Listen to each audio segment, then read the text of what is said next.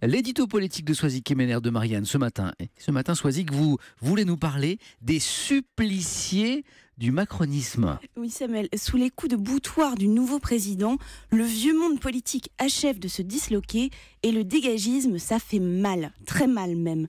Depuis dimanche soir, les éjectés et les grands blessés du premier tour des législatives rivalisent d'inventivité pour décrire leur peine. Benoît Hamon a ainsi posté sur les réseaux sociaux une représentation de Sisyphe par le Titien. Alors c'est pas très engageant c'est parlant, c'est très parlant. Voilà, pour son avenir ni celui du PS. D'autres la jouent aigrie, comme Henri Guénaud, mauvais perdant, il assure que les Parisiens sont, je cite, à vomir. Ex-candidat à la primaire LR, Jean-Frédéric Poisson avoue, lui, ne pas comprendre l'ingratitude des électeurs. En résumé, Samuel, les Français sont des veaux. Donc c'est Poisson qui nous dit que les Français sont des veaux.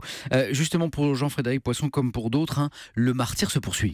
Oui, encore 5 jours, monsieur le bourreau, à se demander si ce n'était pas plus simple d'être éliminé dès le premier tour. Un coup de hache net.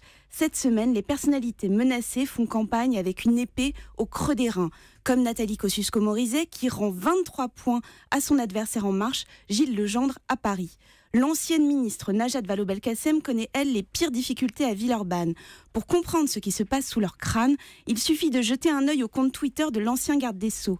En difficulté dans le Finistère, Jean-Jacques Urvoast a posté une photo d'un phare submergé par une vague scélérate. Alors, hasard ou coïncidence, c'est le phare de la Jument à Ouessant, dans la circonscription du ministre Richard Ferrand. Comme c'est étrange. Et pendant ce temps-là, Soisy, eh bien, les macronistes, eux, se taisent. Oui, et c'est peut-être le pire. Dans le camp du président, des consignes strictes ont été passées. Les perdants n'ont même pas une marque d'arrogance ou de vantardise à laquelle se raccrocher. On étouffe ses adversaires, mais en silence. C'est terrible, m'expliquait hier un ex-LR, passé En Marche. Tous les battus viennent de comprendre que ceux qui n'ont pas voté dimanche ne misent plus un clou sur un LR ou un PS. C'est d'autant plus cruel, ajoute-t-il, qu'ils ne peuvent s'en prendre qu'à eux-mêmes. Les suppliciés du macronisme, c'était l'édito politique de Soisy Kemener. Merci beaucoup Soisy, merci Axel, à demain.